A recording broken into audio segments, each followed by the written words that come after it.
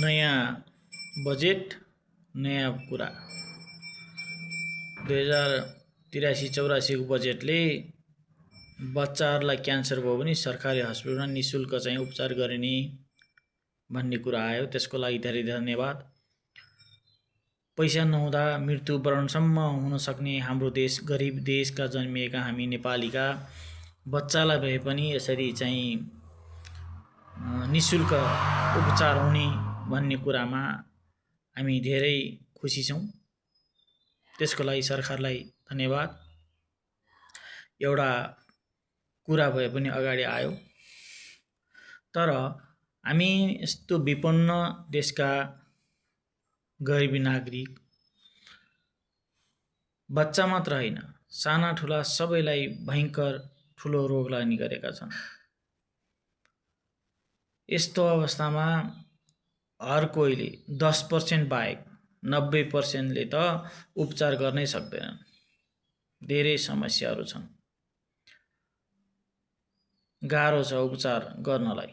घरखेत सबै सिद्धाउँदा पनि उपचार सहज र सरल ढङ्गले हुन पाउँदैन। घरखेत पनि सकिन्छ र उपचार पनि नपाई बिरामीको मृत्यु हुन्छ। यस्तो अवस्थामा हुर्केका हामी नेपाली सबले सरल र सहज रूपले उपचार पाउँ भन्ने हाम्रो आशा छ। अझ सडक नपुगेका दुर्गम गाउँमा सिटामोल नपाएर मान्छेको मृत्युवरण गरिरहेको अवस्था छ।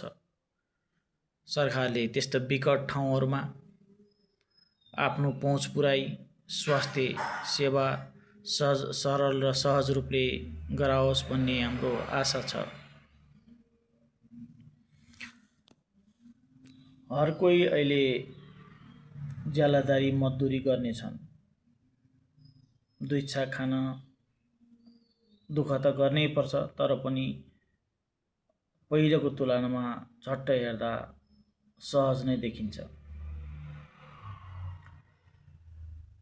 तर स्वास्थ्यमा हामीलाई धेरै समस्या छ। प्रत्येक नागरिकको स्वास्थ्य बिमा अनिवार्य गराएर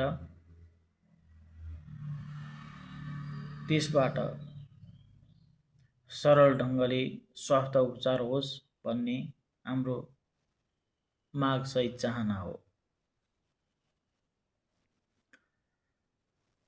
स्वास्थ्य बिमा बरु प्रत्येकजनाको अहिले 3500 एउटा फ्यामिली गराइएको छ भने प्रत्येकजनाको 5000 को दरले पैसा उठाए पनि हुन्छ। दुःख सुख सबैले यो चाहिँ बिमा गर्नेछन्। बिमा गरिसके पछाडि जति खर्च लागे पनि सरकारले 1 रुपैयाँ नलागिकन गराइने व्यवस्था गरियोस्।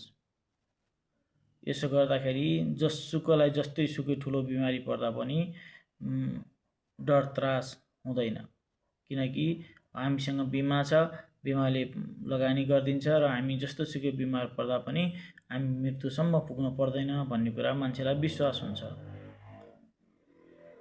यसरी बिमा गराएर स्वास्थ्य निःशुल्क गराउन पाएदेखि, औषधि निःशुल्क दिन पाएदेखि यो देशका नागरिक एकदम आनन्द मन लिएर हिँड्न पाउने थिए भन्ने हामीलाई लागेको छ।